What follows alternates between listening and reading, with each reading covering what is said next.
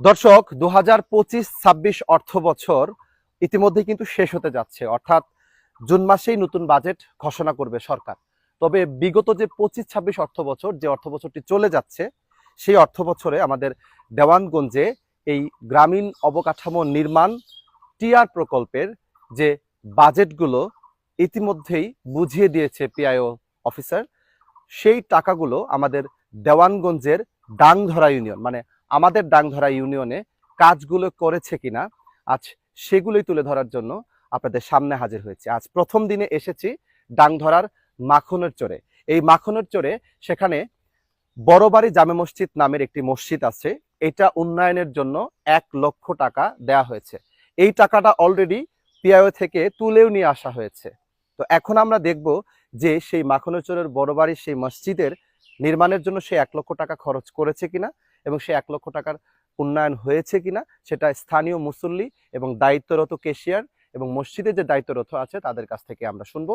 চলুন শুনে আসি। আচ্ছা, আপনি এই যে মাখনেরচর বড়বাড়ি জামে মসজিদ চিনেন? হ্যাঁ, চিনি। আচ্ছা, এই মসজিদে আপনি কোন দায়িত্বে আছেন? আমি কেশিয়ারের মধ্যে আছি। আচ্ছা, তো 2025-26 অর্থ বছরে মানে পিআইও অফিসার মানে পিআই থেকে টিআর প্রকল্পের 1 লক্ষ টাকা এই মসজিদের নির্মাণের জন্য দিয়েছে সরকার। এটা কি পেয়েছেন? না, এটা তো আমি জানি না, এটা আসে নাই টাকা। আপনি কোন দায়িত্বে আছেন? কেশিয়ারে।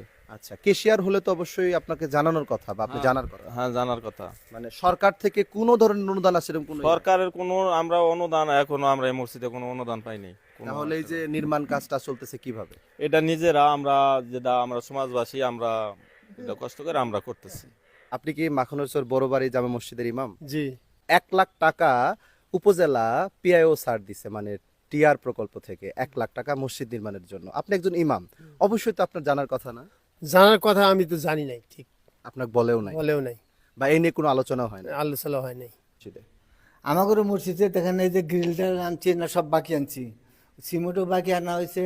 এটা আমরা এই যে ফসল আদি কাইটা এটা টাকা উঠায় এটা দিমু, এখনো টাকা পয়সা তুলতে পারি নাই, আনতে পারি নাই। দেখেন মসজিদে বন্যা হয়ে গেছে গা, নানান সমস্যা আমাদের। কেজি গেট নাই, ছাগল বেড়া এখানে এরা অপরিষ্কার করে, আমাদের খুব সমস্যা। চট নাই। তো আপনি যে মসজিদে নামাজ পড়েন, এই মসজিদে সরকার থেকে 1 লক্ষ টাকা অনুদান আসছে নির্মাণের জন্য, এটা কি জানেন? এটা যতটুক এরকমটা তো শুনি নাই কে, কারণ আমরা যতটুকু মসজিদ করতেছি সবাই আমরা মিলিতভাবে গ্রামের সবাই সাহায্য দিয়ে নিজের অর্থায়নে মসজিদ করতেছি, এটাই সবটাই জানি। কিন্তু সরকার থেকে কোনো অনুদান দিছে এটা জানেন কি? সরকার থেকে যে ওরকম ফান্ডের থেকে টাকা আসছে এরকমটা তো আমরা জানি না এবং কি শুনিও না, কারোর মাধ্যমে শুনি নাই আর কি। সালাম মেম্বার বলছেন? জি।